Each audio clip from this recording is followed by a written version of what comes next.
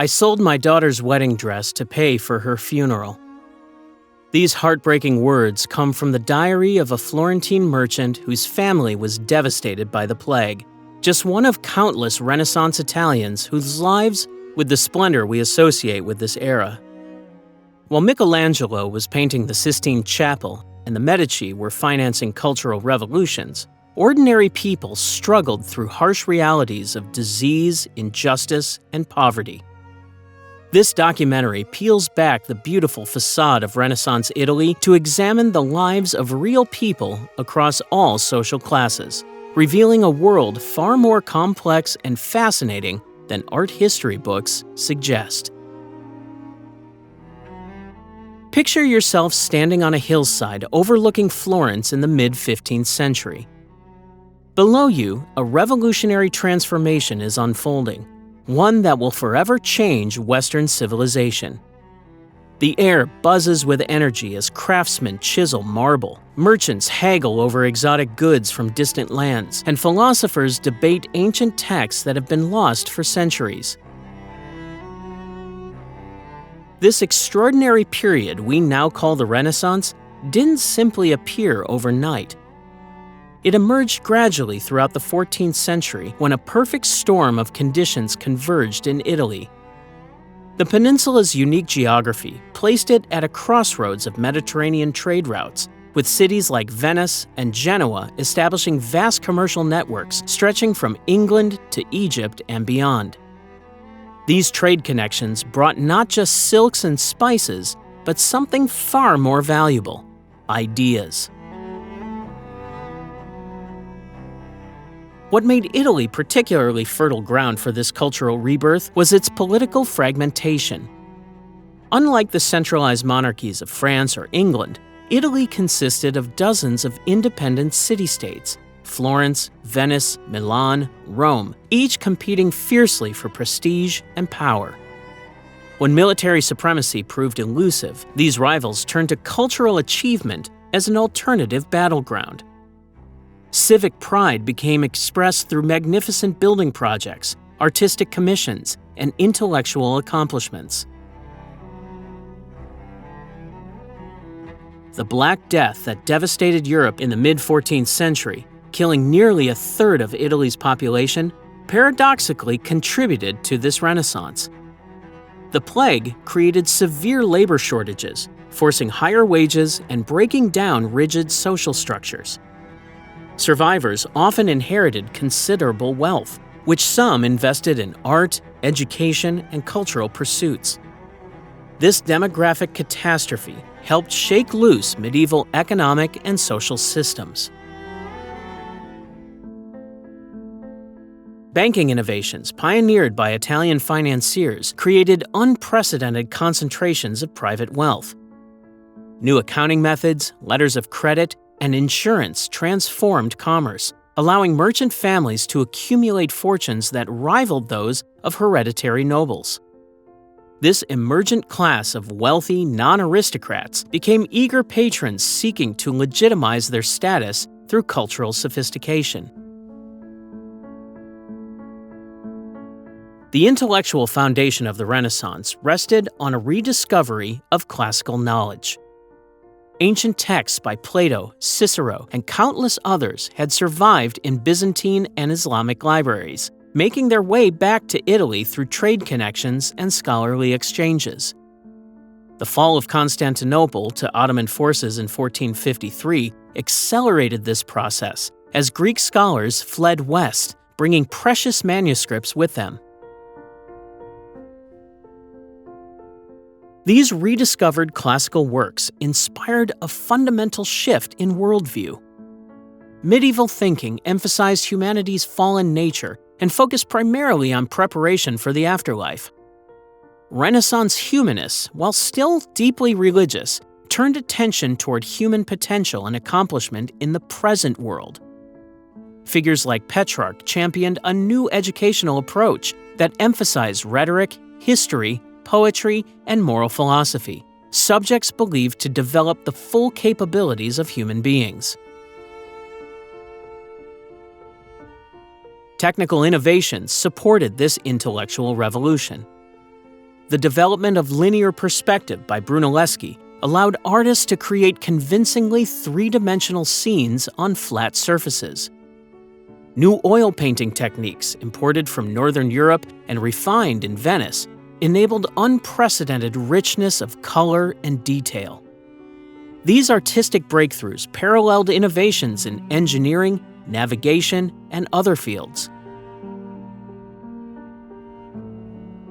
The Renaissance spread beyond elite circles through expanding literacy and the revolutionary technology of the printing press, which reached Italy by the 1460s. Printed books made knowledge more accessible and standardized, accelerating the exchange of ideas and creating new markets for intellectual works. The Catholic Church wasn't merely a spiritual authority. It was the ultimate power broker in Renaissance Italy, wielding influence that touched every human from cradle to grave. Imagine walking through a typical Italian town. Church bells punctuated your day, marking not just religious observances, but the hours themselves. The campanile, or bell tower, served as the community's timekeeper, signaling when to begin work, when to break for prayer, and when to return home. This auditory dominance symbolized how thoroughly religion permeated daily existence.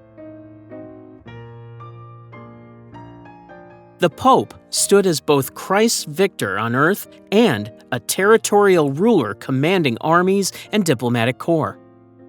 The Papal States stretched across central Italy, making the pontiff not just a spiritual leader, but a political competitor to powerful city-states like Florence and Venice. When Pope Julius II, 1503 to 1513, donned armor to lead troops into battle, contemporaries called him the Warrior Pope, a title reflecting the Church's worldly power. For ordinary Italians, religious rituals provided structure and meaning. Baptism welcomed newborns into the community. Weekly Mass reinforced social bonds. The parish priest knew family secrets through confession and advised on everything from marriage prospects to business disputes. Religious celebrations punctuated the calendar with over 100 feast days annually, providing respite from labor and opportunities for communal celebration. The Church established a spiritual economy alongside the commercial one. Catholics believed in purgatory, where souls underwent purification before entering heaven. This theological concept spawned practical consequences as families purchased indulgences, papal certificates reducing time in purgatory, for deceased relatives. These transactions grew so profitable that by the early 16th century, the Church had systematized the practice with standardizing pricing, creating what critics called a marketplace of salvation.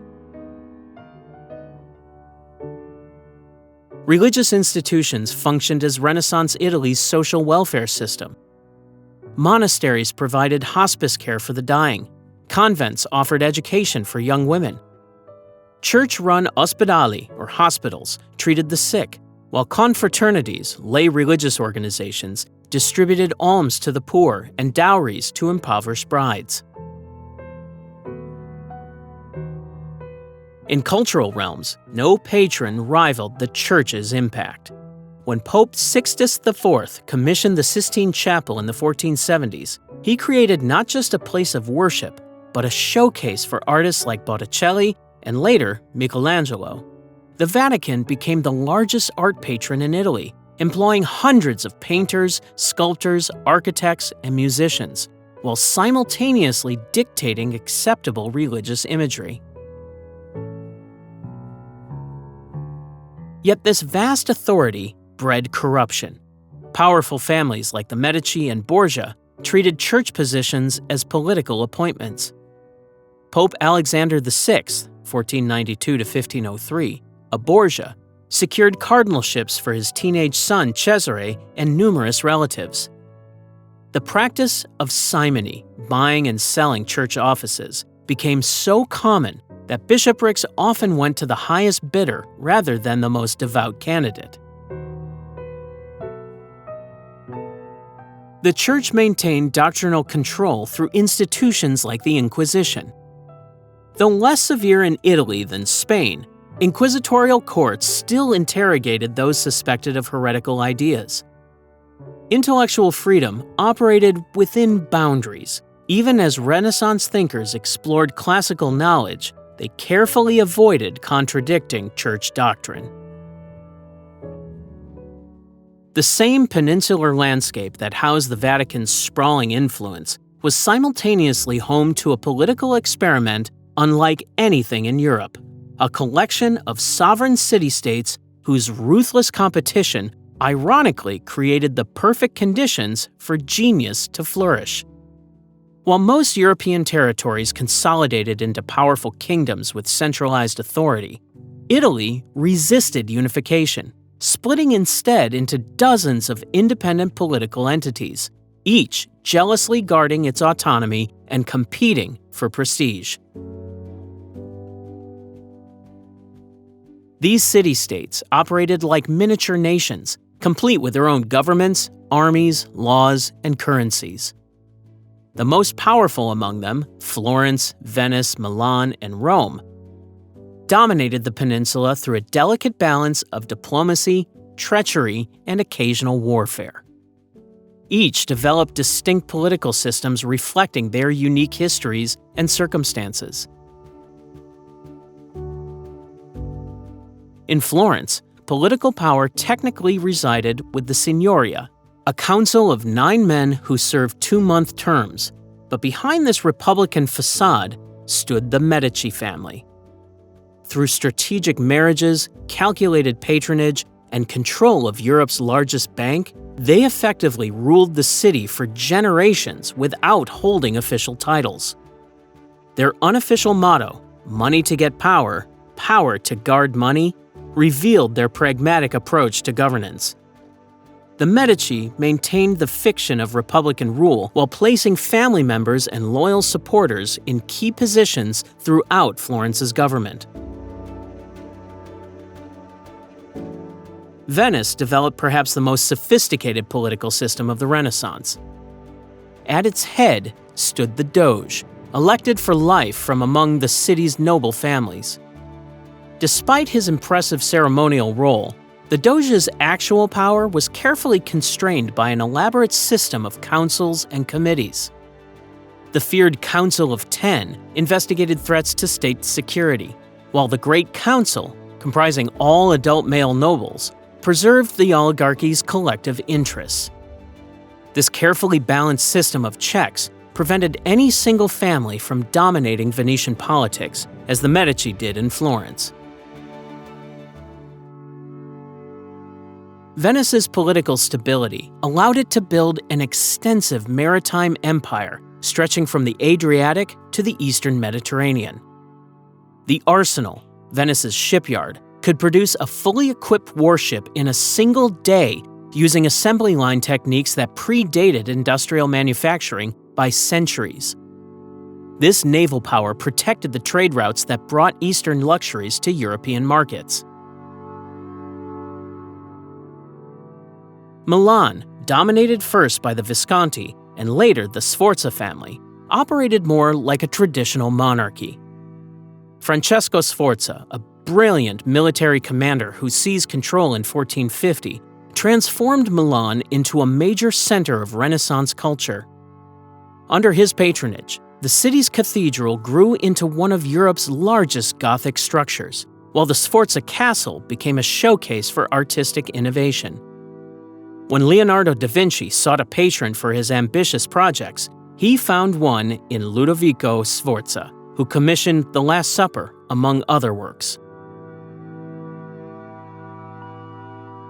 The constant rivalry between these powers might have led to chaos, but the Peace of Lodi in 1454 established a diplomatic framework that maintained relative stability for 40 years.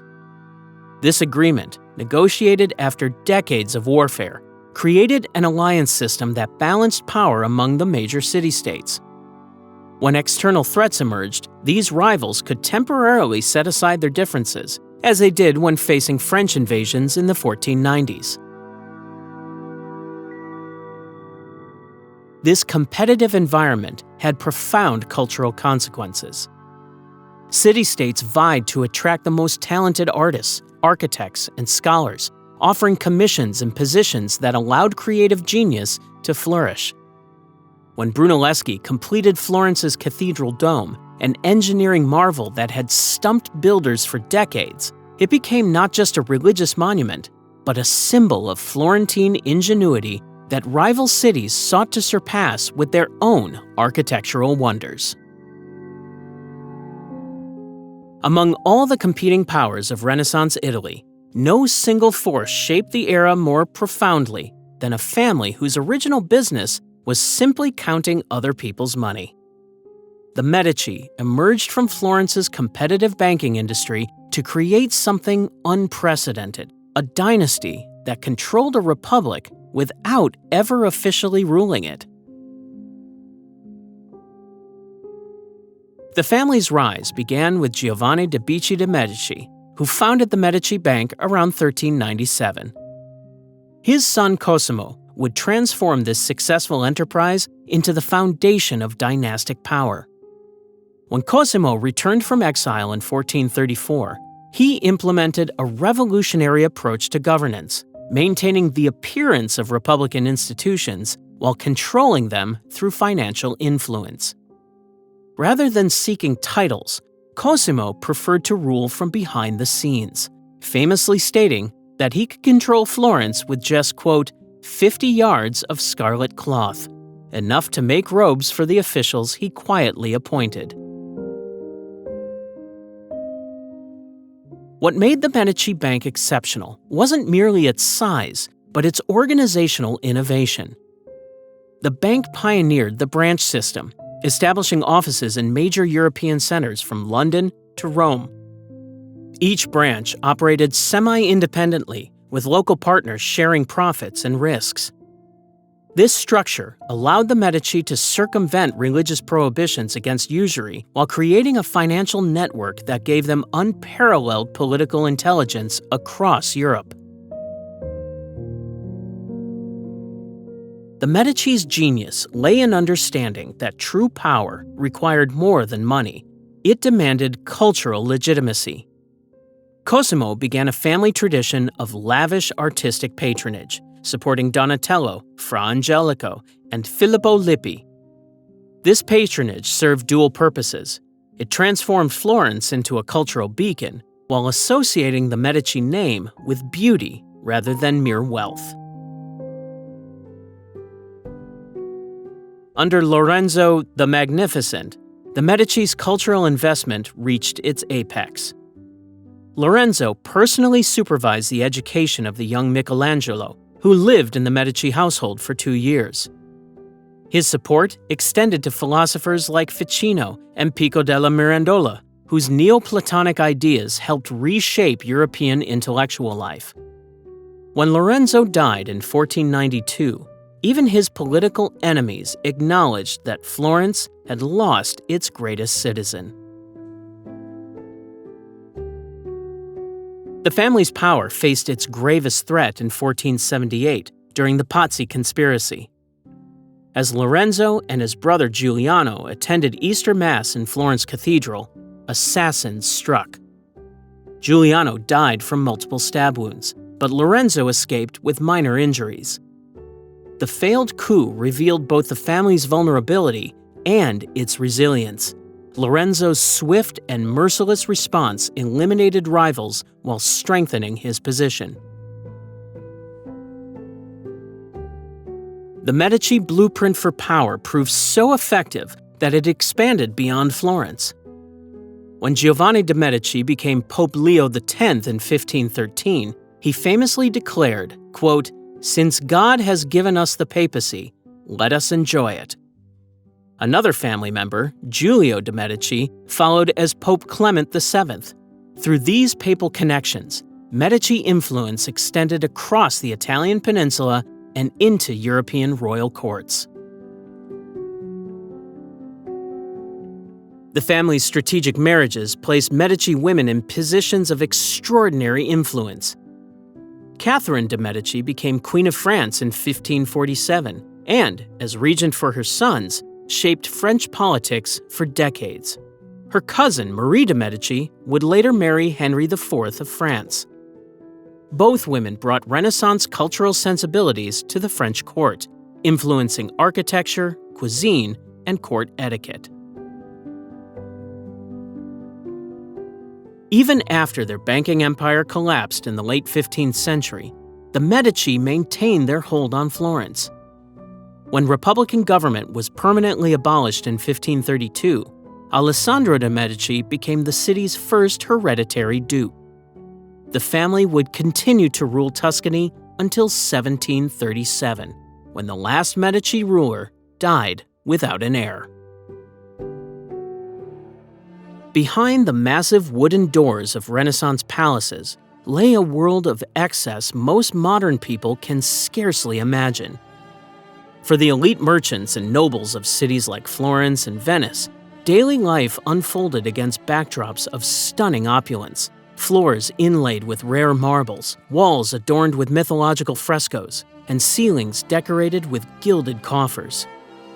These urban palaces stood as monuments to wealth, designed specifically to showcase the owner's status through architectural grandeur. Unlike their medieval predecessors who ruled from remote fortified castles, Renaissance elites embraced city living. Their palatial homes featured inner courtyards providing both security and tranquility amid bustling streets. The Strozzi Palace in Florence exemplified this urban grandeur, with its rusticated stone facade projecting strength, while its interior spaces revealed refined luxury. These homes served as centers of business, entertainment, and artistic patronage, blending the practical with the magnificent. The sensory experience of elite households was equally remarkable. Imagine entering a reception hall where the air hung heavy with exotic scents from burning myrrh and frankincense imported from distant lands. Perfumed gloves became essential accessories that served dual purposes, displaying wealth through fine leather and masking the unavoidable urban odors that pervaded even the finest districts. The wealthy bathed with surprising frequency for the era, with weekly bathing considered an extraordinary and somewhat suspect luxury when most people rarely immerse themselves in water. Mealtimes transformed into theatrical performances of status. Professional cooks prepared elaborate creations for banquets where dishes appeared as much for visual effect as for taste. Imagine a fully cooked peacock, carefully reassembled with all its magnificent feathers after cooking, a centerpiece designed to awe guests. Sugar sculptures shaped like castles or mythological creatures demonstrated both wealth, sugar remained prohibitively expensive, and artistic sophistication.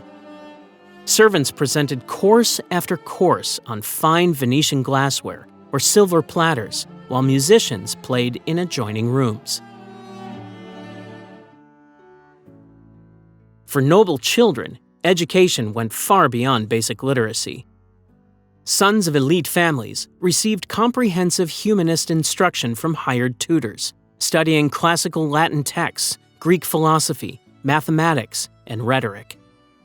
Young men might later attend universities in Padua or Bologna to study law or medicine. Daughters of wealthy families, though rarely sent to universities, often received extensive home education in languages, music, and literature, preparing them for roles as cultural hostesses and potential marriage alliances with other powerful families. Leisure activities reflected both classical influences and medieval traditions. Hunting remained the quintessential aristocratic pursuit, with elaborately organized expeditions to country estates. Inside palace walls, musical performance became an essential accompaniment for the well-rounded Renaissance noble. Philosophical discussions, poetry recitals, and chess matches filled evening hours, while physical games like pallone, an early form of tennis, offered exercise and competition. Seasonal migration between city palaces and countryside villas provided rhythm to elite life. When summer heat and disease threats intensified in urban centers, those who could afford it retreated to elegant rural villas designed by architects like Palladio. These country estates featured geometric gardens, ornamental fountains, and expansive views, merging classical Roman villa traditions with Renaissance innovations. The countryside offered temporary escape from urban politics, though maintaining power required nobles to return regularly to city residences. Beyond the ornate villas and bustling city palaces lay the everyday reality for the vast majority of Italians, the common people whose labor formed the backbone of Renaissance society. While nobles debated philosophy in grand halls, peasants woke before dawn to till fields that weren't their own, facing a precarious existence where survival depended on each harvest's success. Rural life followed the relentless rhythm of agricultural seasons. Peasant families typically lived in simple stone cottages with thatched roofs and packed dirt floors. A single room often housed an entire family alongside their livestock, whose body heat provided crucial warmth during winter months. Their diet consisted primarily of what they could grow: dark rye bread, cabbage, turnips, and legumes. Meat appeared perhaps 3 or 4 times yearly, usually during major religious festivals when a village might slaughter a pig to be shared among multiple families. The sharecropping system, known as mezzatria, dominated Tuscan countryside agriculture. Peasant families worked land owned by urban elites, surrendering half their harvest as rent, while also owing additional taxes to local authorities and tithes to the church. This arrangement left rural families with barely enough to survive, especially when drought, flooding, or plant diseases struck. During severe harvest failures, peasants resorted to eating bark bread, a desperate mixture of ground tree bark and small amounts of grain flour. Town-dwelling artisans enjoyed somewhat improved circumstances. Urban craftsmen organized into specialized guilds that controlled production standards and market access. In Florence alone, 21 major guilds and numerous minor ones regulated everything from silk weaving to blacksmithing. Each craft maintained jealously guarded techniques. Venetian glassblowers faced execution if they revealed production secrets to outsiders, while Florentine woolworkers used closely protected dyeing methods to create their signature vibrant fabrics. The path to becoming a skilled craftsman began early. Boys as young as 7 were sent to live with master artisans, signing contracts that bound them for periods typically ranging from 5 to 12 years. These apprentices performed household chores, slept in workshops, and gradually learned their master's crafts through observation and increasingly complex tasks. After completing apprenticeship, a young man became a journeyman who could work for wages but not yet establish his own shop. That privilege required creating a masterpiece to demonstrate sufficient skill to guild authorities. Women's labor remained largely invisible yet essential to Renaissance economy. Rural women managed household gardens, preserved foods, spun thread, and often worked alongside men in fields.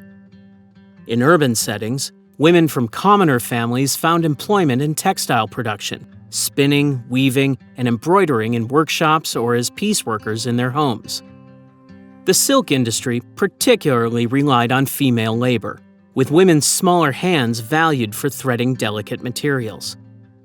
Other women became domestic servants in wealthy households, where they faced long hours, minimal pay, and frequent vulnerability to abuse from male employers. Town centers buzzed with commercial activity as marketplaces served as economic and social hubs. Street vendors called their wares, while craftsmen displayed goods from open-fronted shops. Food sellers arranged loaves of bread, rounds of cheese, fresh vegetables, and casks of wine on wooden tables, while customers haggled vigorously over prices. Itinerant performers, jugglers, musicians, and storytellers entertained crowds gathered around town fountains, earning coins tossed by appreciative onlookers. Urban environments also harbored desperate poverty. Beggars clustered near church doors hoping for alms, while abandoned children sometimes formed roving bands, surviving through petty theft. Disability frequently meant destitution, as those injured in workplace accidents or suffering from chronic illnesses had few safety nets beyond family support or church charity. During economic downturns, even skilled workers might find themselves unemployed and reliant on soup kitchens operated by religious confraternities. While the streets of Renaissance cities revealed the harsh economic divides of society, behind closed doors, another powerful institution shaped every Italian's life from birth to death: marriage. For Renaissance families, matrimony represented far more than romantic partnership. It functioned as a calculated business arrangement designed to consolidate wealth, forge political alliances, and ensure family continuity. Marriage contracts resembled modern corporate mergers, with families negotiating terms that could take months or even years to finalize. The stark age gap between spouses revealed the true nature of these arrangements. Girls from wealthy families typically married between ages 14 and 18, with some noble brides as young as 12, while their husbands often approached 30. This disparity served multiple purposes. It maximized a woman's childbearing years while ensuring the husband had established financial stability. Florentine tax records from the 15th century show the average age difference between spouses was approximately 12 years, creating relationships more resembling parent-child dynamics than equal partnerships. The foundation of Renaissance marriage rested upon the dowry system, which transformed daughters into walking financial assets. A father might spend as much as 25 to 30% of the family's total wealth on a single daughter's dowry, funds that permanently transferred to her husband's family.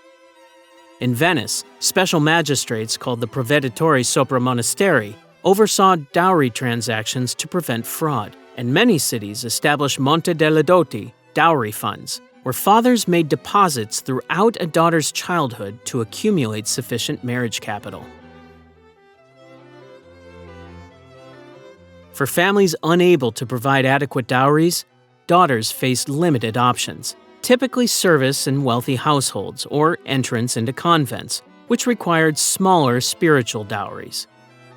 Approximately 54% of Florentine noblewomen entered convents during the 16th century, not necessarily from religious devotion, but because families could not afford to marry all their daughters appropriately.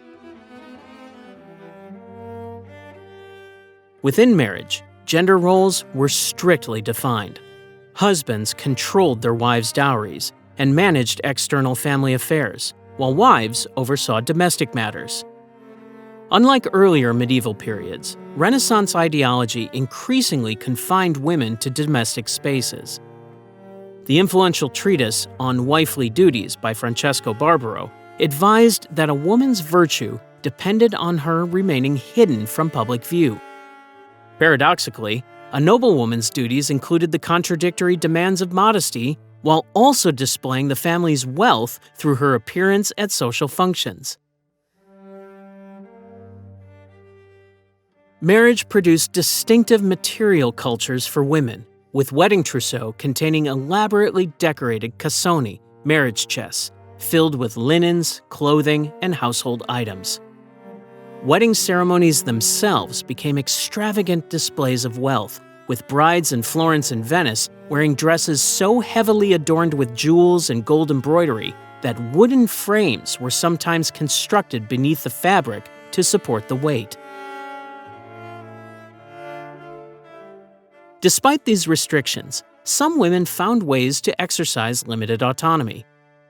Merchant wives often managed household accounts and sometimes the family business during their husbands' absences. Widowhood occasionally offered unexpected freedoms, as approximately 30% of adult women in Renaissance Florence were widows who gained legal control over their property and businesses. For men, infidelity was tacitly accepted, with Venetian authorities establishing regulated brothels to protect respectable women. Wives, however, faced severe consequences for adultery, including public humiliation, confinement, or even death. Legal annulments remained rare, granted primarily to the wealthy who could navigate complex canon law or claim non-consummation. As Renaissance marriages reinforced social hierarchies through dowries and strict gender roles, a revolutionary intellectual movement was quietly dismantling medieval thought. This movement, Humanism, would transform education from a narrow religious pursuit into a celebration of human potential that still shapes our understanding of learning today. During the early Renaissance, education had largely focused on training clergy through the study of theology and logic. But as manuscripts from ancient Greece and Rome resurfaced through trade contacts with Byzantium and the Islamic world, Italian scholars became captivated by the wisdom they contained. The works of Cicero revealed elegant prose that made medieval Latin seem clumsy by comparison. Translations of Plato's dialogues introduced sophisticated philosophical arguments that challenged Christian orthodoxy. Even ancient Roman architectural treatises by Vitruvius provided practical knowledge long forgotten. These rediscovered texts form the foundation of Studia Humanitatis, the study of humanity, a new educational approach that transformed Italian intellectual life. Unlike medieval scholastics who interpreted all knowledge through rigid religious frameworks, humanists celebrated human achievement and examined classical texts on their own terms. This shift produced a distinctly secular sphere of learning, though most humanists remained devout Catholics. The humanist curriculum centered around 5 key disciplines: grammar, rhetoric, history, poetry, and moral philosophy. At universities like Padua, where students had traditionally focused solely on law, medicine, or theology, these humanistic subjects gained prominence. In Florence, the Platonic Academy gathered scholars for intense discussions of Neoplatonic philosophy under the patronage of Cosimo de' Medici. For young men of means, education became far more comprehensive than before. The influential treatise On Education by Pier Paolo Vigario articulated a new educational ideal where students learned not just to read Latin, but to write with classical eloquence. Physical education, previously ignored, became essential as humanists sought to develop both mind and body. Young noblemen practiced fencing, swimming, and equestrian skills alongside their studies, embodying the classical ideal of mens sana in corpore sano, a sound mind in a sound body. Humanist pedagogical methods differed dramatically from medieval approaches. Rather than forcing rote memorization, teachers like Guarino da Verona encouraged students to engage directly with classical texts. Students practiced writing letters in the style of Cicero and composed poems imitating Virgil. The classroom became a place for lively debate rather than passive learning. While elite boys received this comprehensive education, their sisters typically learned only basic literacy, religious instruction, and domestic skills. Yet remarkably, a few exceptional women managed to acquire extensive humanist learning. Laura Cereda, educated by her father, wrote fierce defenses of women's intellectual capacity. Cassandra Fedele delivered public orations in Latin before the Venetian Senate. In Verona, Isotta Nogarola engaged in philosophical correspondence with male humanists despite facing vicious criticism for stepping beyond traditional gender boundaries. Humanist education spread beyond formal institutions through an explosion of informal learning communities. The development of academies, intellectual clubs meeting in private homes, allowed merchants and professionals to discuss the latest ideas. In Venice, Aldus Manutius revolutionized publishing by producing pocket-sized editions of classical texts, making them accessible to wider audiences. His elegant italic typeface, designed to mimic humanist handwriting, allowed more text to fit on each valuable page. Not all aspects of Renaissance education were enlightened. Discipline was harsh, with corporal punishment common. At the famous school run by Vittorino da Feltre, students who performed poorly might be forced to wear dunce caps or wooden signs announcing their failings. The obsession with classical languages sometimes reached absurd extremes, with some scholars adopting Latinized versions of their names and refusing to acknowledge the literary value of works in vernacular Italian. While Renaissance scholars debated Latin texts in their ivory towers, a different kind of education was taking place in workshops across Italy, one that built the very foundations of economic life. The guild networks that dominated Italian cities weren't merely economic organizations. They were intricate power structures that determined who could work, what they could produce, and even who they could marry. The heart of Renaissance production centered on complex guild hierarchies that controlled nearly every aspect of manufacturing and commerce. In Florence alone, the 7 major guilds, Arti Maggiori, held such extraordinary influence that they essentially functioned as a government within a government. These included bankers, judges, physicians, wool merchants, silk traders, furriers, and spice dealers, the economic elite who controlled the city's wealth. Below them, 14 minor guilds, Arti Minori, represented craftsmen like bakers, carpenters, and stonemasons. Guild regulations were astonishingly detailed. The Arte della Lana, wool guild of Florence, issued over 220 pages of regulations specifying everything from the exact width of cloth to the permissible types of dyes. Even more striking, guild inspectors performed regular workshop visits, stamping approved products with official seals.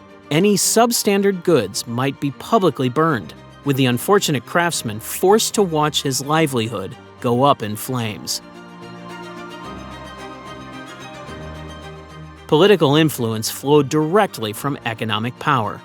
In Siena, the Nove, 9, a governing council comprised entirely of merchant guild members, controlled the city for 70 years.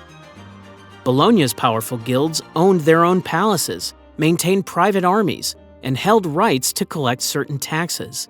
Guild statutes often determined civic infrastructure decisions, from street widths to water rights.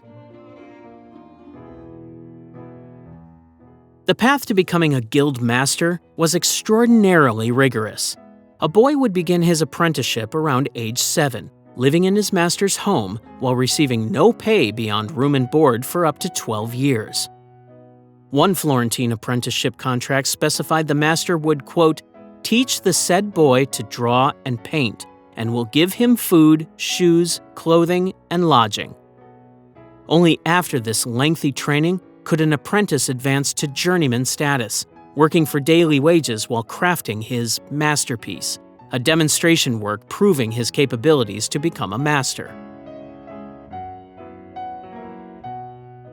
Guilds maintained their monopolies through remarkable secrecy. Venice's arsenal shipbuilders used an early assembly line process hidden behind walls guarded by armed sentries.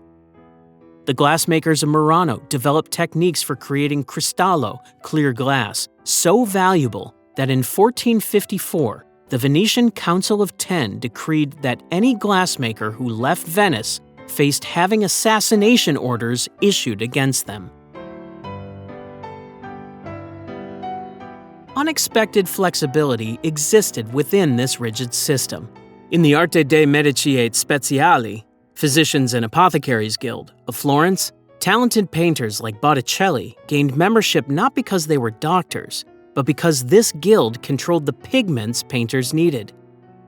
This creative workaround allowed artistic innovation to flourish within the guild structure rather than outside it.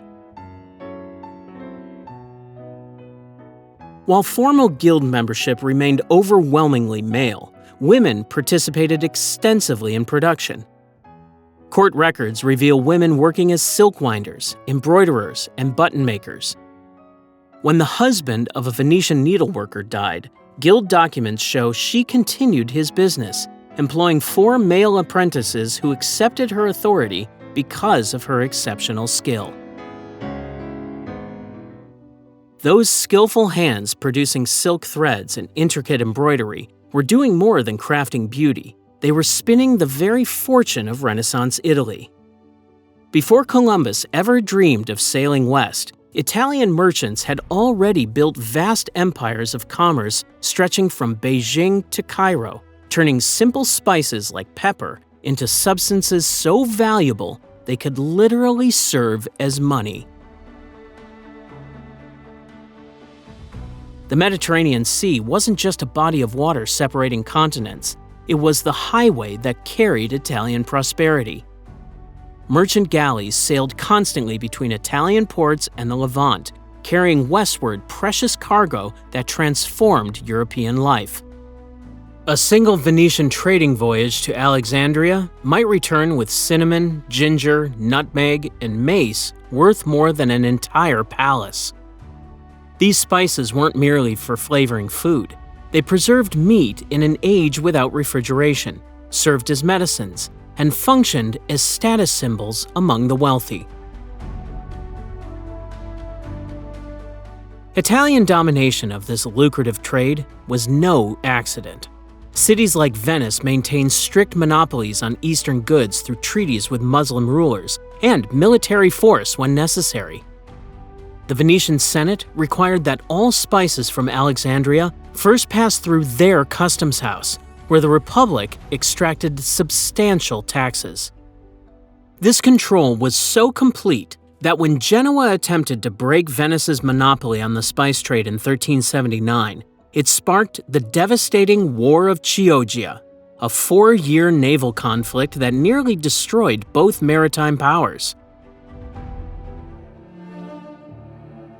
Pepper dominated this commerce, accounting for 70% of the spice trade by volume. A merchant who controlled the pepper market could accumulate wealth rivaling that of princes. In Florence, the account books of Francesco Dattini reveal a single pepper shipment in 1396 yielding profits equal to what a skilled artisan might earn in 5 years. This explains why merchants willingly risked death from storms, pirates, and disease to acquire these precious commodities. The silk trade proved equally profitable. Raw silk imported from China and Persia was transformed in workshops throughout northern Italy. In Como alone, over 300 workshops employed thousands of workers processing silk by the 1490s. The finest silks, woven with gold thread and dyed in brilliant colors using techniques kept secret by guild regulations, sold for astronomical sums. A single ceremonial robe might cost as much as a small farm. Equally important was the trade in alum, a mineral essential for fixing dye to textiles. When Pope Pius II declared a monopoly on alum mines discovered in Tolfa near Rome in 1462, he called it food of the textile industry and effectively controlled Europe's cloth production. Any merchant trading alum with Ottoman territories faced excommunication, essentially economic sanctions enforced through religious penalty. The human cost of this commercial empire often goes unmentioned in histories celebrating Italian mercantile genius. In the galleys that powered Venice's commercial might, rows of oarsmen worked in brutal conditions. On the docks of Genoa, porters carried crushing loads, their life expectancy shortened by decades compared to the merchants whose goods they handled. One Venetian account from 1423 describes dockworkers as, quote, beasts of burden whose backs grow bent before age 30. Even more exploited were the thousands of slaves, captured from regions around the Black Sea or purchased from Ottoman traders, who toiled in shipyards, carried goods, and performed domestic service. Notarial records from Genoa show a thriving market in human beings, with Circassian women particularly valued as household servants and concubines. As visitors walk through Florence or Venice today, they're actually stepping into living museums of Renaissance innovation. While medieval towns grew organically with winding streets and cramped quarters, Renaissance urban planners approached cities as works of art, each building, square, and fountain carefully positioned to create harmony and inspire awe.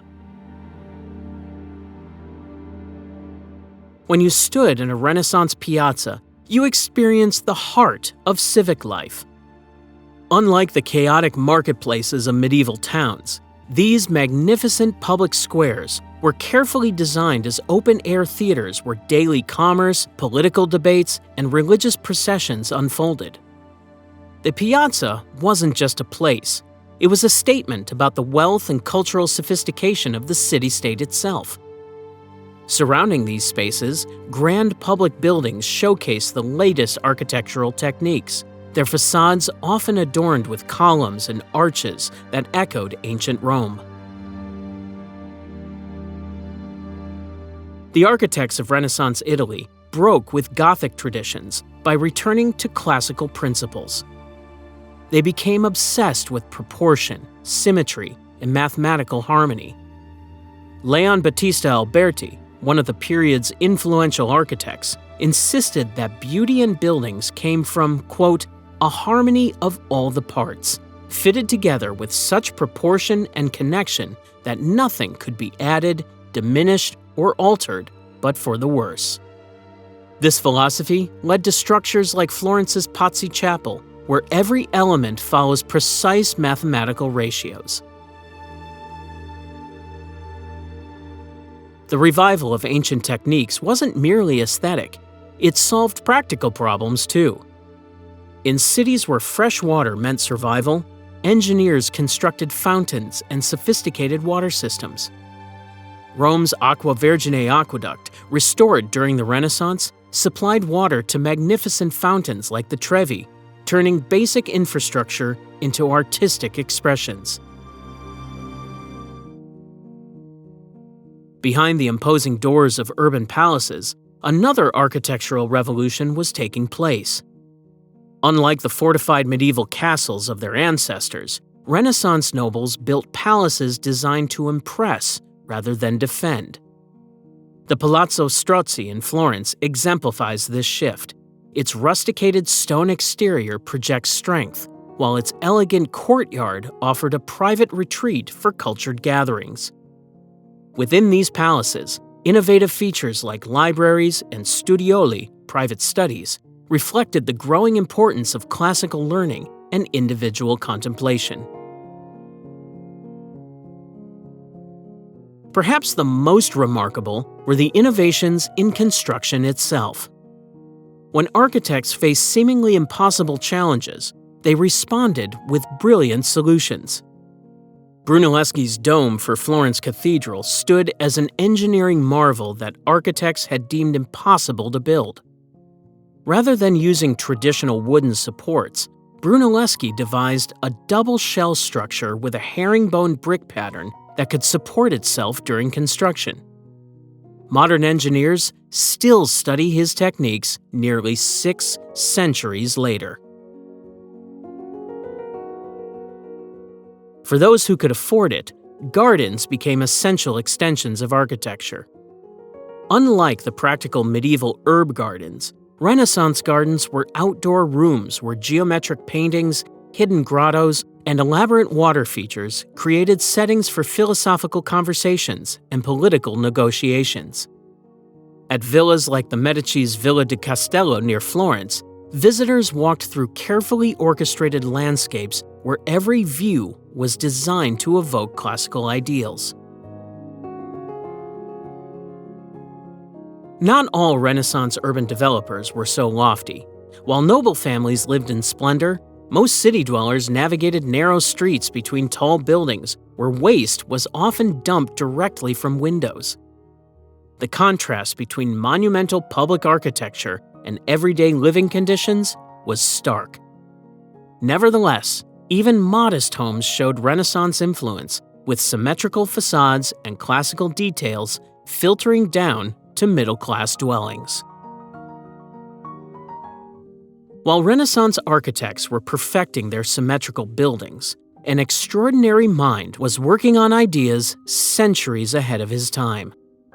Walking through the narrow streets of Florence in the late 15th century, you might have passed a left-handed man with intense eyes and a flowing beard, his notebooks filled with drawings that would one day change our understanding of human knowledge. This was Leonardo da Vinci, born in 1452 to a notary and a peasant woman, a man whose intellect transcended the boundaries of specialized disciplines that defined most Renaissance careers. Leonardo's genius wasn't constrained by conventional thinking. While other artists mastered painting techniques, Leonardo investigated why colors appeared as they did by studying optics. His approach to art wasn't just about beauty, it was scientific. The Mona Lisa, perhaps the world's most famous painting, demonstrates his sfumato technique, where colors blend so subtly that no visible lines appear. Art historians still debate the identity of the sitter, though most believe she was Lisa Gherardini, wife of a Florentine merchant. The painting's enigmatic smile results from Leonardo's deep studies of facial muscles and how light interacts with skin. In Milan, Leonardo created the Last Supper on the refectory wall of Santa Maria delle Grazie Monastery. Unlike traditional static depictions, Leonardo captured the psychological drama of the moment Jesus announces his betrayal, with each disciple reacting differently. Unfortunately, Leonardo experimented with a new painting technique that began deteriorating within his lifetime, making the masterpiece a continuous restoration challenge. Leonardo's curiosity about human anatomy drove him to conduct secret dissections. At a time when such practices could result in severe punishment from religious authorities, he would obtain bodies from hospitals and morgues, often working by candlelight. His anatomical drawings reveal structures that medical professionals wouldn't confirm for centuries, including the first accurate depiction of the human spine and a detailed study of the heart's valves. His mechanical inventions seem almost impossible for their time. Leonardo's notebooks contain designs for flying machines with flapping wings based on his studies of birds, armored vehicles resembling modern tanks, and even a mechanical knight that could sit, stand, and move its arms, essentially a 15th century robot. He sketched plans for diving equipment, including an early snorkel and diving suit with a leather helmet, and designed sophisticated hydraulic systems for controlling water flow. The Vitruvian Man, Leonardo's famous drawing of a male figure with outstretched arms and legs inside a circle and square, represents his attempt to find mathematical proportions in the human body. This perfectly encapsulates Leonardo's approach, finding the connections between art science, and mathematics that others missed. Curiously, Leonardo wrote his personal notes in mirror writing from right to left. Some scholars believe this was to protect his ideas in an era of intellectual theft, while others suggest it was simply more natural for him as a left-handed person in a right-handed world. Despite his brilliance, Leonardo was plagued by what today might be diagnosed as attention deficit disorder. He constantly moved between projects, leaving many unfinished. His patrons frequently complained about delayed or abandoned commissions. The Duke of Milan once wrote to Lorenzo de' Medici asking to borrow another artist because Leonardo was too unreliable. Leonardo never married or had children, instead surrounding himself with apprentices and devoting his entire life to his work. When he died in 1519 in France, legend says he passed away in the arms of King Francis I, who had become his friend and patron.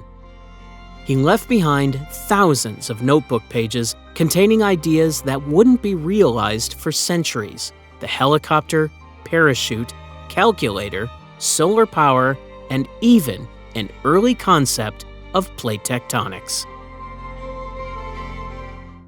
While Leonardo's innovations filled countless notebooks, Michelangelo Buonarroti expressed his genius through entirely different mediums: stone, paint, and architecture. Born in 1475 in a small town near Florence, Michelangelo would become the embodiment of Renaissance artistry, creating works so powerful they continued to move viewers to tears 5 centuries later. Unlike many Renaissance artists who sought to master numerous disciplines, Michelangelo was singularly obsessed with capturing the human form. His devotion to anatomy wasn't theoretical. He spent countless hours in a monastery hospital dissecting corpses, developing an understanding of musculature and bone structure that gave his sculptures unprecedented realism. This knowledge, combined with his spiritual intensity, allowed him to breathe life into marble in ways no artist had achieved before. Michelangelo's David stands as perhaps the most recognizable sculpture in Western art. Standing at 17 feet tall, this colossal figure represents not just the biblical hero, but the essence of human potential itself. What makes the achievement even more remarkable is that Michelangelo carved it from a single block of marble that other sculptors had abandoned. The massive slab had been sitting in a Florence workyard for 4 decades, considered too flawed and awkwardly proportioned to be useful. Where others saw waste, the 26-year-old Michelangelo saw possibility. The artist's relationship with powerful patrons was notoriously combustible. When Pope Julius II commissioned Michelangelo to paint the Sistine Chapel ceiling in 1508, the artist initially refused, insisting he was a sculptor, not a painter. The Pope's persistence prevailed, however, and Michelangelo spent 4 grueling years on scaffolding, his neck craned upward, creating what would become one of humanity's artistic treasures. The 5,000-square-foot ceiling depicts 9 scenes from Genesis, culminating in the iconic creation of Adam, where the fingers of God and man nearly touch across the divide between heaven and earth. The physical toll of the Sistine Chapel project was immense. Michelangelo described his suffering in a poem, quote, "My beard toward heaven, I feel the back of my brain upon my neck, my chest like a harpy's, and my brush above my face continually makes a rich pavement of my face." When he finally descended from the scaffolding, his body was so accustomed to looking upward that he had to read letters by holding them above his head. Michelangelo's personality matched the intensity of his art. Contemporaries described him as solitary, irritable, and fiercely independent. He often clashed with patrons, sometimes abandoning commissions when faced with interference. Yet this temperamental genius was also capable of extraordinary tenderness, as evidenced by his Pietà. Completed when he was just 24, this sculpture depicting the Virgin Mary cradling her dead son combines technical virtuosity with profound emotional depth. The marble appears to transform into flesh and fabric, while Mary's face reveals both maternal love and quiet resignation. Beyond his public works, Michelangelo left behind unfinished sculptures that provide insight into his creative process. His series, known as The Prisoners, shows figures seemingly struggling to break free from the very marble that contains them. These works embody Michelangelo's belief that sculpture was not about creating forms, but releasing them. He maintained that the figure already existed within the stone, and his job was merely to chip away at the excess. When not wielding a chisel or brush, Michelangelo expressed himself through poetry, writing over 300 sonnets and madrigals that reveal a man of deep complexity. Many of these poems explore spiritual themes or express the conflicts between his artistic ambitions and religious faith. Michelangelo's private poetic expressions were about to encounter their perfect antithesis, a technology that would make the written word available to thousands. While the sculptor's sonnets remained in personal circles, across the Alps in Germany, a goldsmith named Johannes Gutenberg was perfecting an invention that would democratize knowledge itself. By the 1440s, his mechanical printing press with movable type had begun its journey toward Renaissance Italy, where it would trigger nothing short of an intellectual revolution. Before this pivotal innovation, the written word existed in a state of precarious scarcity. Manuscripts were painstakingly copied by hand, letter by letter, often by monks in monastery scriptoria. A single Bible might require a year of dedicated labor, with costly materials like vellum, calfskin, and expensive pigments, putting books beyond the reach of all but the wealthiest patrons and religious institutions. This scarcity created a knowledge monopoly that the printing press was about to shatter. When printing technology arrived in Italy in the 1460s, it found fertile ground in Venice, whose strategic position as a trading hub made it ideal for the burgeoning book trade. The city soon became Europe's undisputed printing capital, home to nearly 150 printing shops by 1500. Here, the visionary printer, Aldus Manutius, established his famous Aldine Press in 1494, introducing innovations that still influence publishing today. Manutius created the italic typeface, designed compact pocket-sized editions of classical texts called octavos, and pioneered standardized punctuation, transforming books from unwieldy luxury items into practical, portable companions. The press accelerated the Renaissance's intellectual momentum to an astonishing degree. Works by ancient philosophers that had been available in perhaps dozens of manuscript copies suddenly circulated in thousands of printed editions.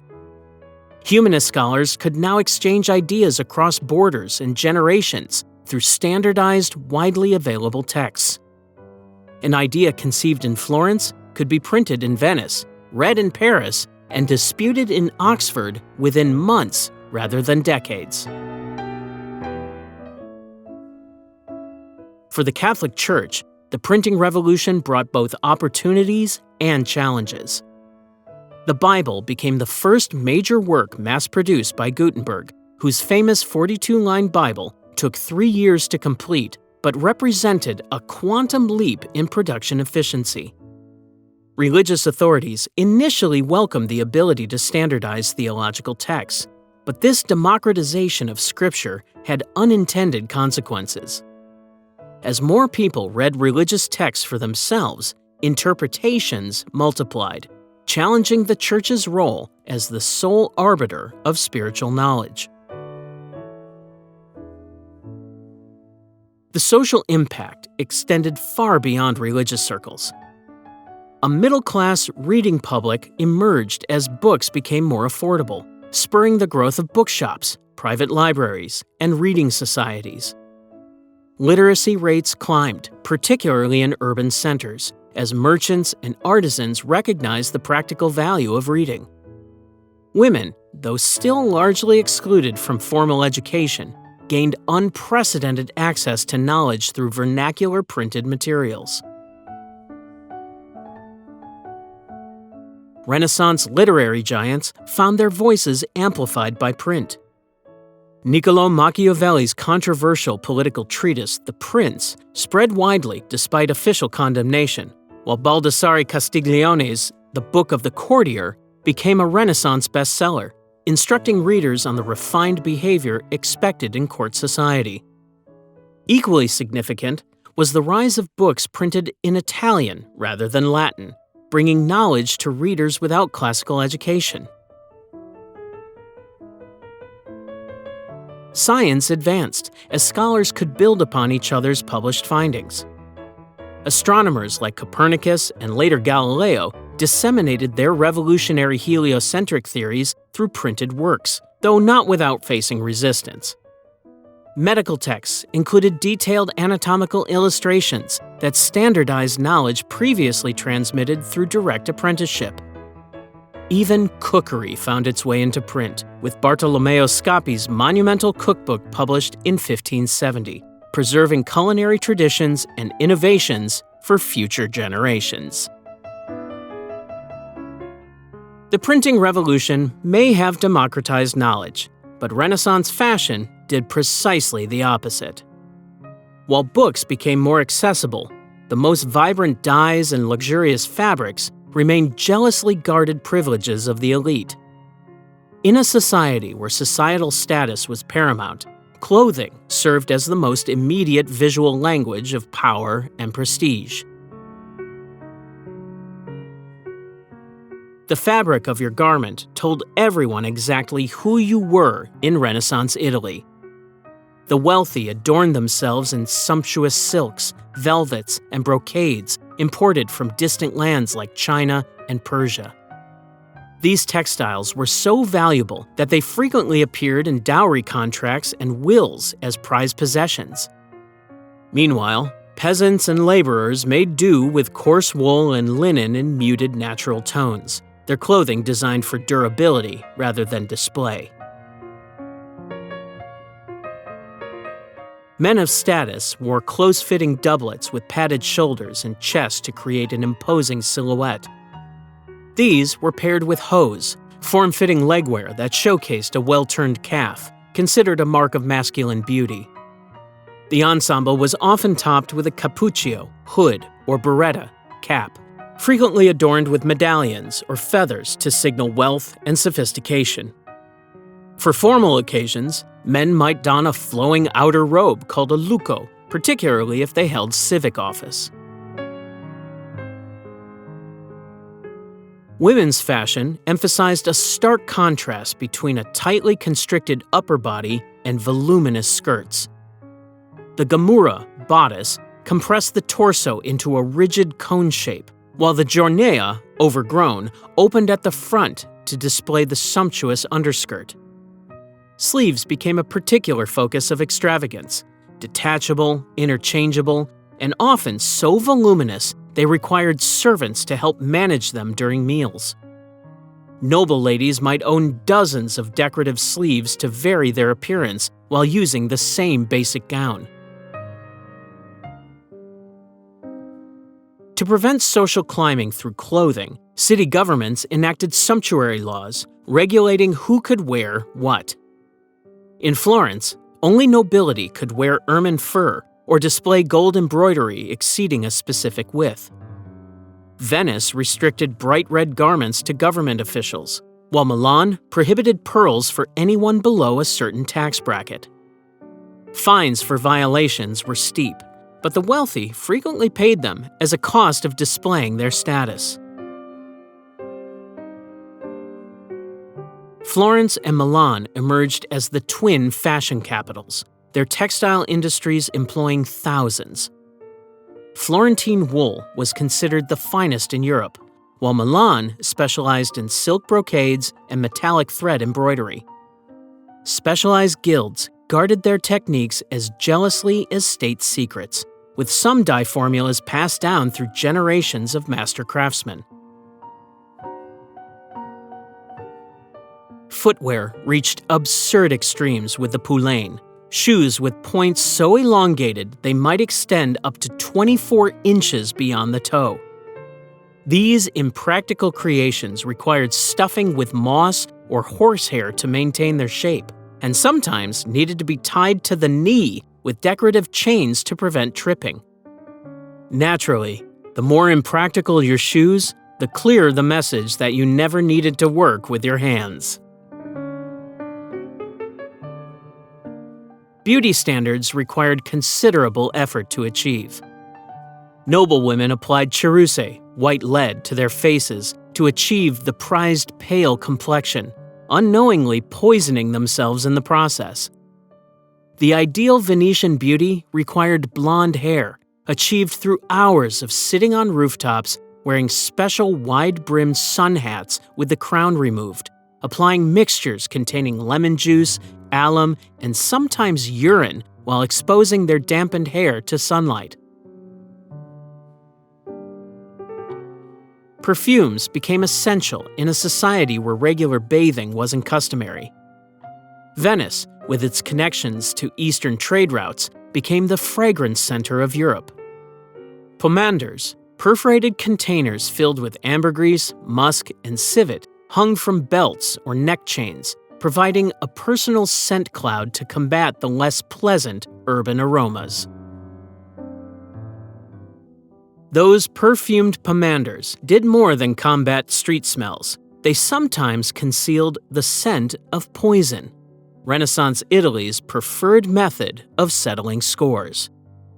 In a world where political assassination was practically an art form, how did anyone navigate the labyrinth of vendettas, corruption, and institutionalized cruelty that defined the dark underbelly of the Renaissance? Beneath the dazzling achievements of Renaissance art and architecture lurked a justice system where brutality was public policy. The picturesque piazzas that hosted markets by day transformed into theaters of punishment by night. Criminals faced execution before enthusiastic crowds who treated these spectacles like festivals. The authorities deliberately scheduled executions during feast days to ensure maximum attendance, believing that public displays of justice reinforced social order.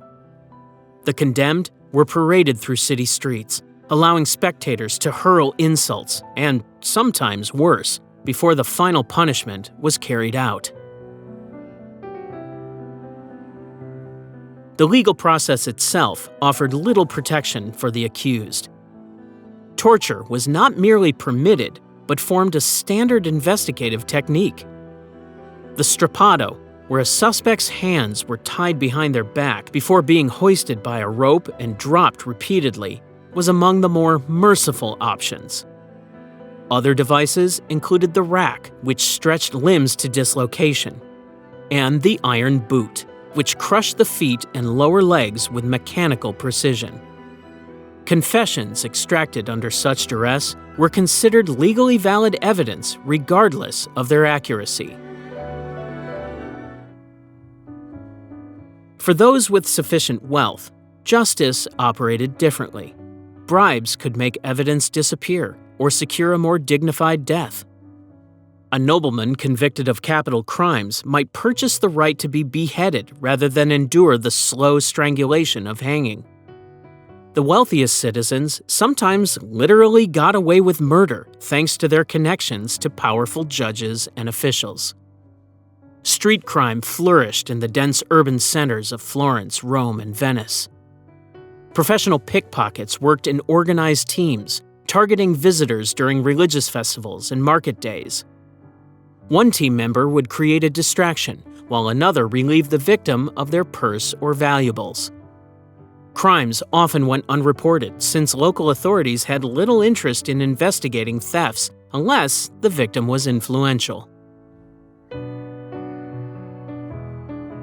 Venice developed particularly sophisticated mechanisms of social control. The infamous Council of Ten operated as a secret police force with nearly unlimited authority to investigate threats to the Republic. Their network of informants extended from aristocratic salons to dockside taverns. The Bocche del Leone, or lion's mouths, stone faces with gaping mouths installed around the city, served as drop boxes for anonymous denunciations. Citizens could accuse neighbors of crimes ranging from tax evasion to treason by slipping notes into these receptacles. Though false accusations were supposedly punished, the system inevitably became a tool for personal vendettas and political elimination. Blood feuds between prominent families could persist across generations, occasionally erupting into street violence that endangered bystanders. The Medici in Florence survived multiple assassination attempts, including the famous Pazzi conspiracy of 1478, which led to public executions of dozens of conspirators. Their bodies were left hanging from the Palazzo della Signoria windows as a warning to others. For less severe crimes, Renaissance justice relied on public humiliation. Petty thieves might be locked in stocks for days, exposed to the elements in public mockery. Others were paraded through town wearing signs describing their offenses. Branding permanently marked offenders, ensuring they could never escape their criminal past.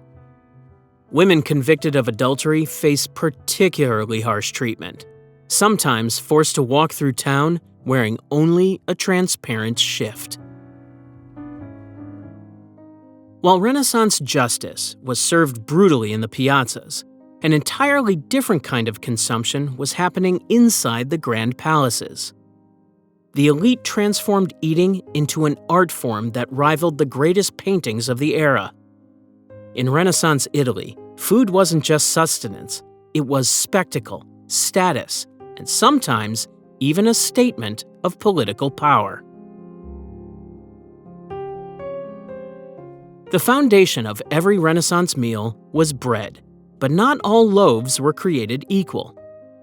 The wealthy enjoyed fine white manchet bread, made from wheat sifted multiple times to remove any trace of bran, while commoners subsisted on dark, coarse pagnata made from whatever grains were available, often rye, barley, or even chestnuts during lean times. The contrast between these breads immediately signaled one's place in society. For the common people, meals centered around what Italians called cucina povera, or the poor kitchen.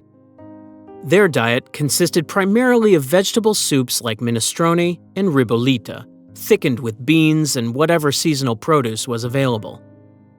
These hearty, one-pot meals were eaten with wooden spoons, the food scooped onto thick bread trenchers that absorbed the broth and were often consumed as part of the meal. Nothing went to waste in a commoner's kitchen. The noble table stood in stark contrast.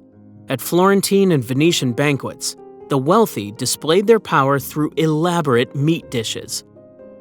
Game animals like boar and venison represented the nobility's exclusive hunting rights, while exotic birds such as peacock and swan were prized more for their appearance than their taste. Cooks would carefully skin these birds before cooking, then redress them in their own feathers after roasting to create the illusion of living creatures at the table. Pasta existed, but bore little resemblance to today's varieties. Renaissance pasta was often layered and baked, similar to modern lasagna rather than boiled. One popular dish, called macaroni romaneschi, combined fresh pasta sheets with cheese, butter, and spices into a rich, celebratory dish reserved for special occasions. The Renaissance culinary revolution was fueled by trade. Venice's maritime empire brought cinnamon from Ceylon, nutmeg from the Moluccas, and black pepper from India. These spices cost a fortune. A pound of nutmeg could buy 7 oxen, but wealthy hosts used them extravagantly to demonstrate their international connections. Sugar, another imported luxury, was shaped into elaborate structures called trifoni, triumphs, that depicted mythological scenes or family crests. Wine flowed freely at all tables, though with significant differences in quality. Even children drank wine, as water sources were often contaminated.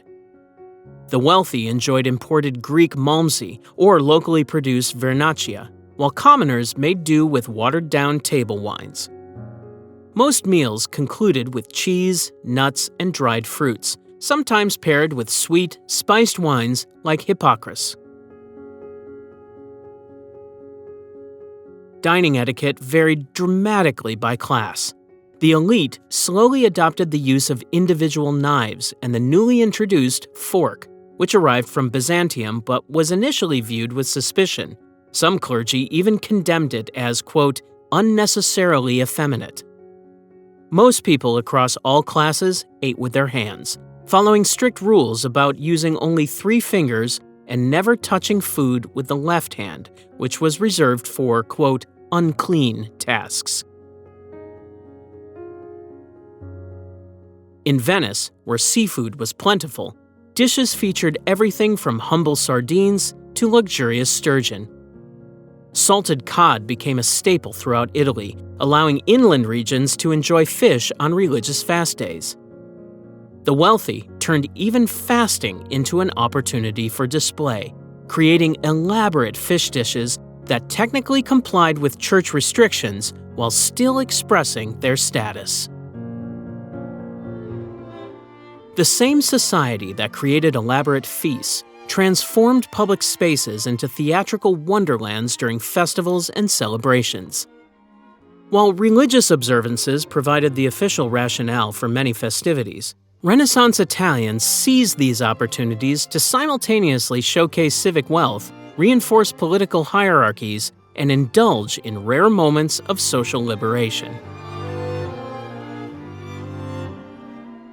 Venice's Carnivale stood as the pinnacle of Renaissance celebration, a weeks-long spectacle beginning after Christmas and continuing until Lent. Unlike the structured formality of daily life, Carnivale created a parallel world where established social rules temporarily dissolved. Behind ornate masks, from the white-beaked medico della peste, plague doctor, to the haunting Bauta with its protruding chin, Venetians experienced an extraordinary freedom. A gondolier might share a dance with a noblewoman, or a merchant could mock a magistrate without fear of reprisal, though such boundary crossing carried significant risks when the festivities ended. The religious calendar provided the framework for most celebrations, with each city-state developing distinctive traditions. Florence's Easter included the spectacular Scoppio del Carro, explosion of the cart, where a mechanical dove flew down a wire from the cathedral altar to ignite a firework-laden cart in the piazza.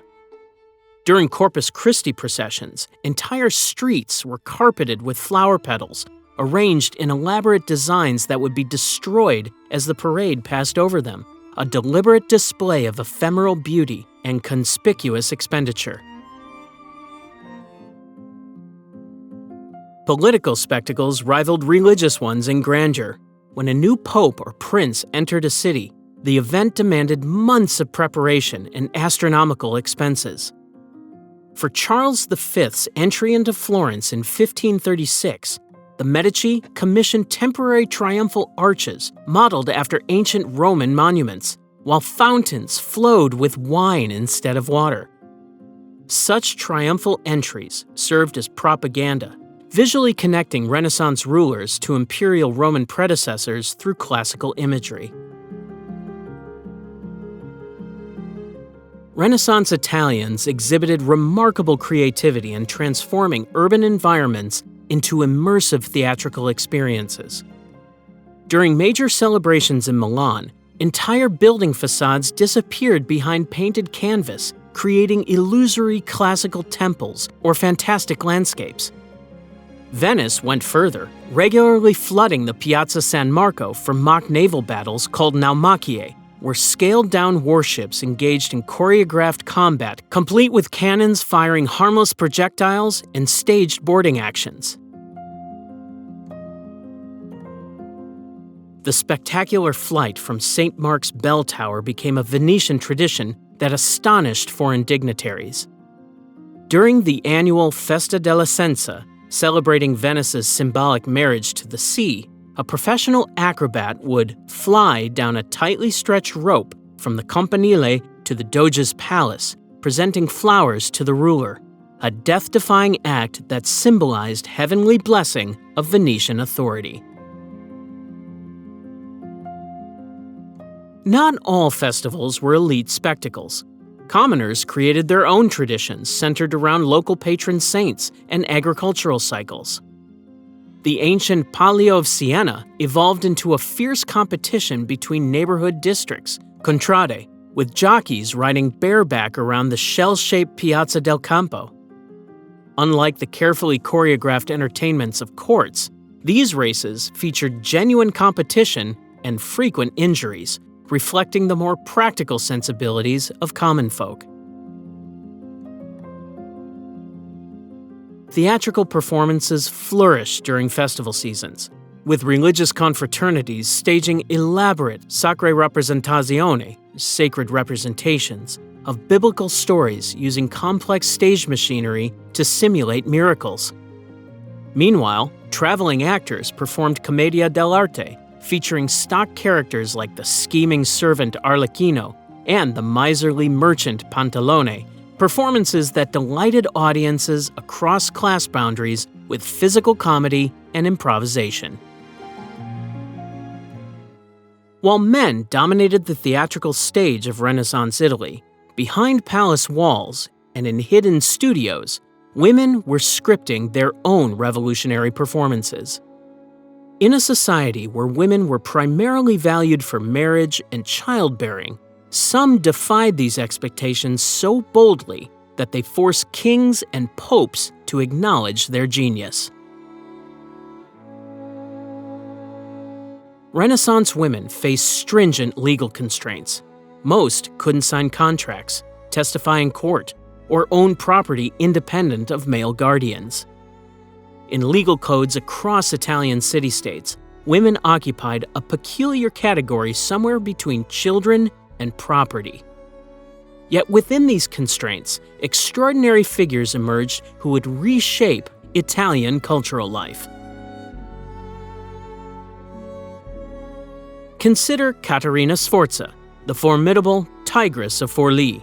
When enemies captured her children and threatened to kill them unless she surrendered her fortress, she reportedly lifted her skirts from the ramparts and shouted, "Go ahead and kill them. I have the molds to make more." While likely apocryphal, the story captures her fearsome reputation as a military strategist who personally led troops in battle.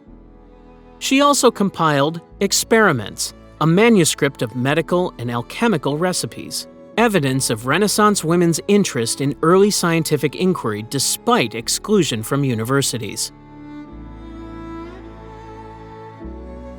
Convents became surprising centers of female intellectual life. Inside these cloistered walls, women found freedoms unavailable in secular society. Sister Plautilla Nelli, a Dominican nun in Florence, established an all-female workshop producing devotional paintings. Her masterpiece, a monumental Last Supper, became the first known rendition of this scene by a woman. Meanwhile, Suor Arcangela Tarabotti, forced into a Venetian convent against her will, wrote scathing critiques of patriarchal society, including paternal tyranny, which condemned fathers who imprisoned daughters in convents to avoid paying dowries. For secular women, education typically focused on skills that would make them attractive marriage prospects: graceful dancing, musical accomplishment, and witty conversation. Daughters of humanist scholars occasionally received more comprehensive education. Cassandra Fedele delivered Latin orations before the Venetian Senate and corresponded with European monarchs in classical languages. Laura Cereda, educated by her father in Latin and Greek, defended women's intellectual capabilities in public letters, chastising men who, quote, praise learning in women, then deride the women who possess it. The courtesan culture of Renaissance Venice yielded perhaps the most remarkable literary voice of all.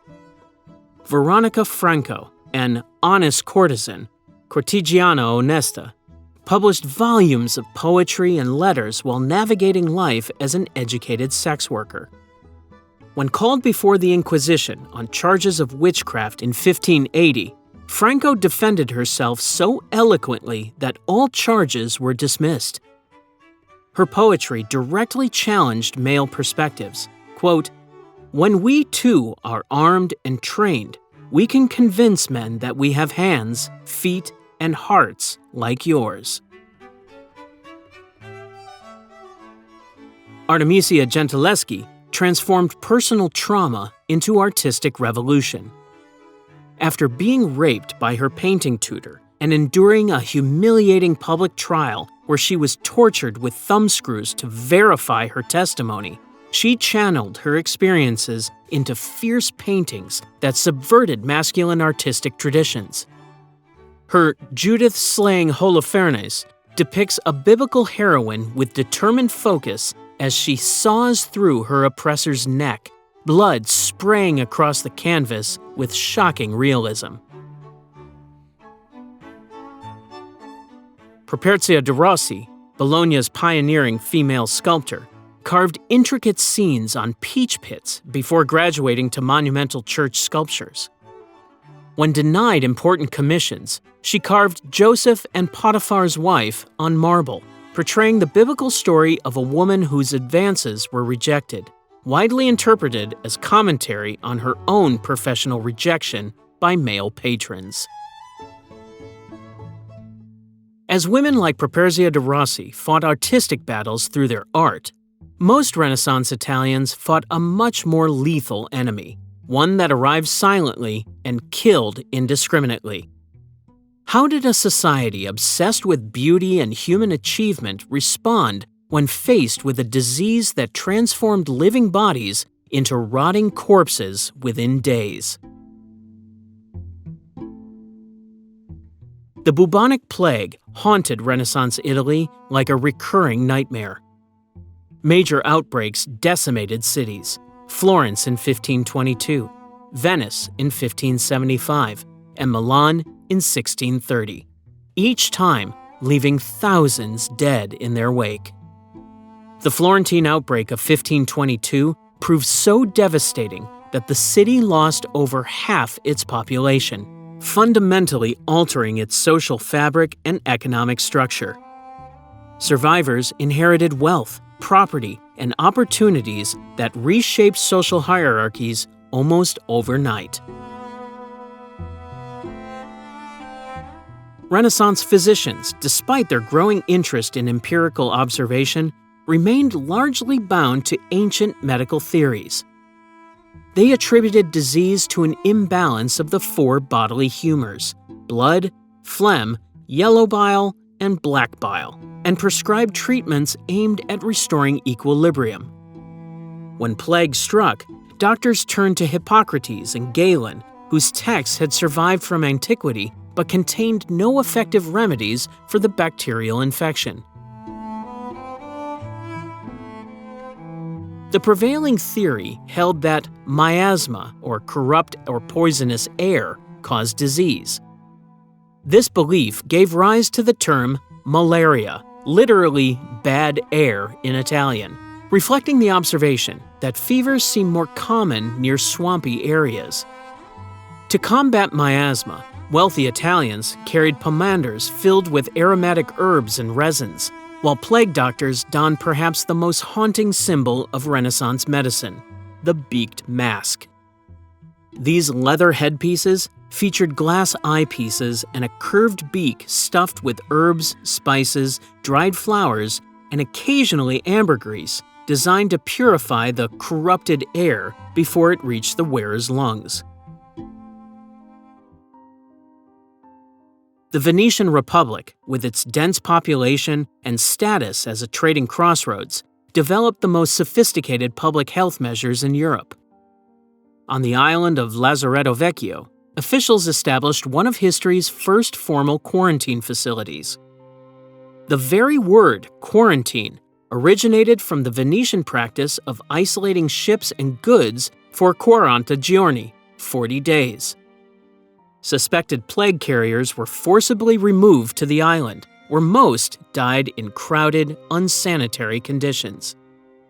Yet this harsh measure helped protect the wider population, demonstrating an early understanding of contagion principles even before germ theory. For those unfortunate enough to contract plague, treatments ranged from ineffective to actively harmful. Physicians prescribed bloodletting to release corrupted humors, applying heated cups or leeches to draw blood from specific body parts. Others relied on herbal remedies, including mixtures containing garlic, rue, and various botanical compounds. The wealthy might consume powdered emerald or unicorn horn, actually narwhal tusk, while the poor relied on prayer and folk remedies passed through generations. Public baths, once common in medieval Italian cities, gradually disappeared during the Renaissance as people feared they spread contagion. This decline in bathing culture led to the increased popularity of perfumes and scented accessories. Venetian nobles commissioned specially made gloves infused with civet, musk, and ambergris to mask both body odor and potentially disease-causing miasma. Despite the general adherence to ancient medical theories, the Renaissance witnessed crucial advancements in anatomical knowledge. Andreas Vesalius published his revolutionary De Humani Corporis Fabrica in 1543, challenging Galenic anatomy with detailed observations from human dissections. These anatomical studies, though initially pursued for artistic and intellectual reasons, eventually laid the groundwork for modern medical understanding. The constant warfare between Italian city-states inadvertently advanced surgical techniques. Battlefield surgeons developed new methods for creating gunshot wounds, extracting foreign objects, and performing amputations. Ambroise Paré, a French surgeon who worked in Italian campaigns, abandoned the practice of cauterizing wounds with boiling oil in favor of ligatures and natural healing processes, a significant step toward modern surgical practice.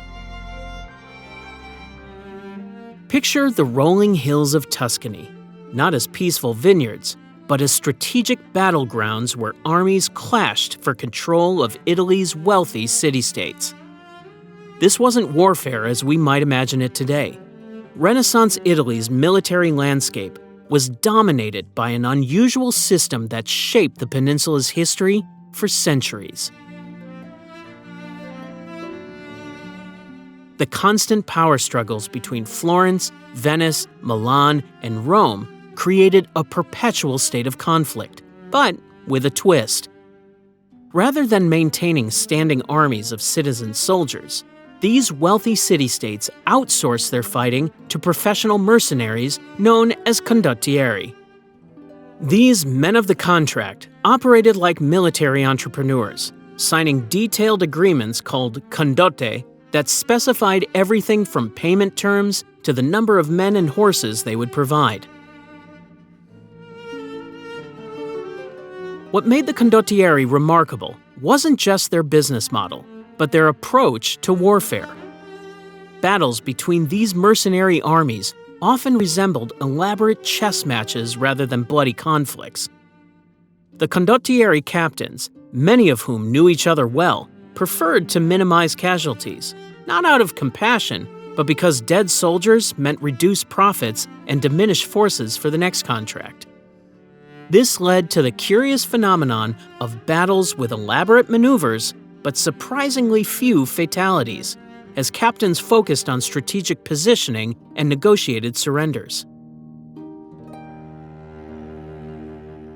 Take the infamous Battle of Anghiari in 1440, where, despite hours of fighting between Florentine and Milanese forces, only one soldier reportedly died, falling off his horse and drowning in mud while wearing heavy armor. While this account may be exaggerated, it illustrates how Condottieri warfare could sometimes be more about display than destruction. The most successful Condottieri leveraged their military power into political authority. Francesco Sforza exemplified this transition, transforming from hired sword to hereditary ruler when he seized control of Milan in 1450. His military genius and political cunning allowed him to establish a dynasty that would rule one of Italy's wealthiest city-states for nearly a century. Bartolomeo Colleoni, another legendary captain, became so wealthy and influential that his magnificent equestrian statue by Verrocchio still dominates a square in Venice, a rare honor for a mercenary. This system faced disruption with the arrival of gunpowder weapons from the East. Traditional medieval warfare, dominated by heavily armored knights, gave way to formations of pikemen and arquebusiers, early musketeers. The thundering impact of cannonballs against city walls forced a revolution in defensive architecture. Engineers developed the distinctive star-shaped fortifications known as tres italienne, with angled bastions designed to minimize the impact of cannon fire and eliminate blind spots for defenders. Innovations still visible in preserved Italian cities today. The Mediterranean waters surrounding the peninsula became another crucial battleground.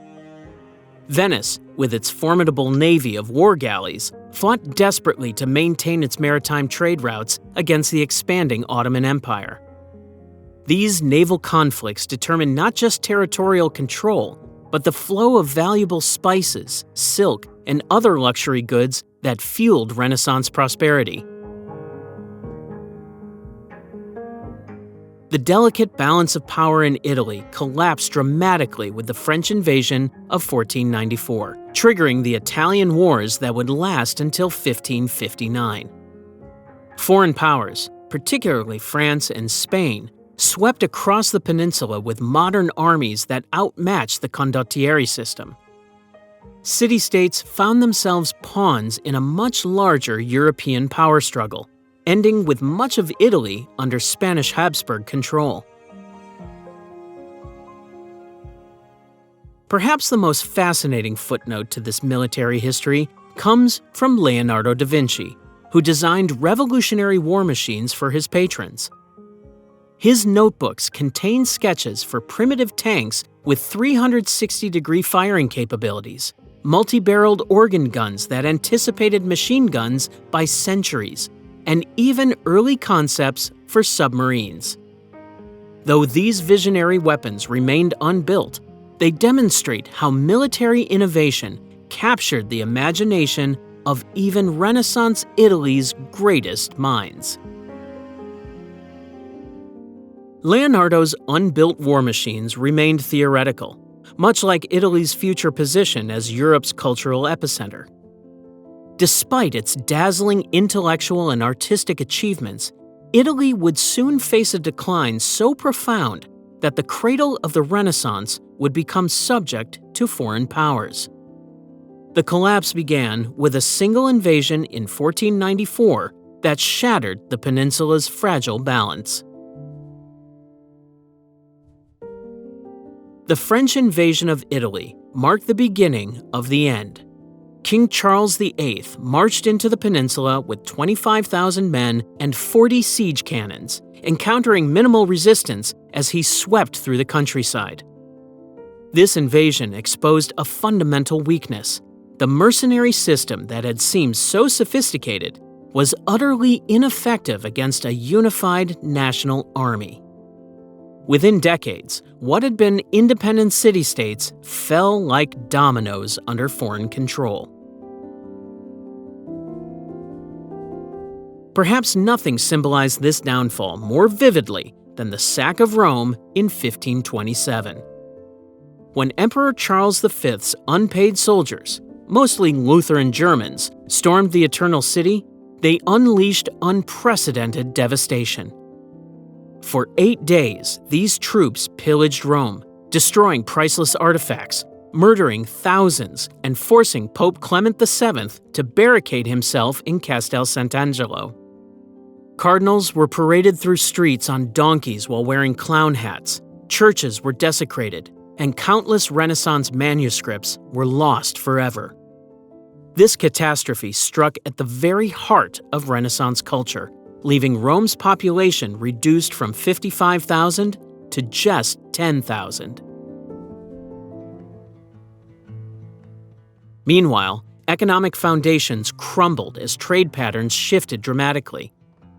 The discovery of the Americas and new sea routes around Africa delivered a devastating blow to Italian commerce. Cities like Venice and Genoa, once masters of Mediterranean trade, found themselves bypassed as Spanish and Portuguese ships sailed directly to Asia and the New World. Venice's annual revenue from spice trade plummeted from 600,000 ducats in the 1490s to just 150,000 by 1530. Banking systems that had financed Europe's growth collapsed in spectacular fashion. The Medici Bank, once Europe's largest financial institution with branches from London to Constantinople, failed completely by 1494 after nearly a decade of dominance. The Spanish monarchy, perpetually in debt despite extracting enormous wealth from the Americas, repeatedly declared bankruptcy, dragging down Italian financiers who had unwisely extended them credit. The intellectual climate that had fostered Renaissance genius grew increasingly hostile. The Counter-Reformation, the Catholic Church's response to Protestant challenges, brought renewed religious orthodoxy through the Inquisition. Books were banned, scientific inquiry was constrained, and intellectual freedom was curtailed. Galileo's famous trial in 1633 exemplified this shift.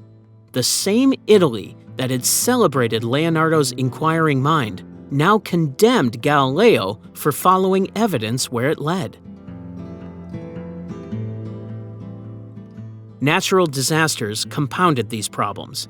Devastating plague outbreaks ravaged Venice in 1575 to 1577, killing nearly 50,000 people, almost a third of the city's population.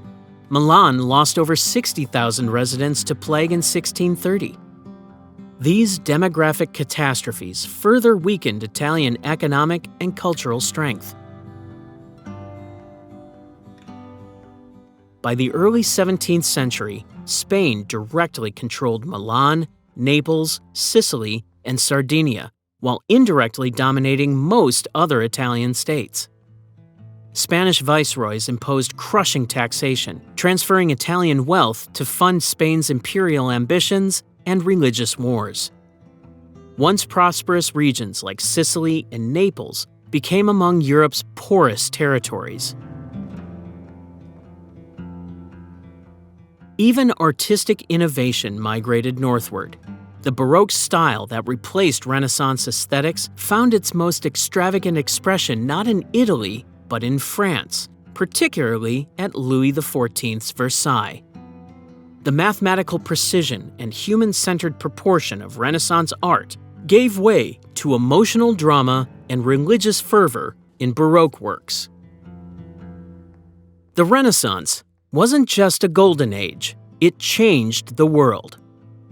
If you enjoyed this journey through Renaissance Italy, hit that subscribe button for more history that shapes our world.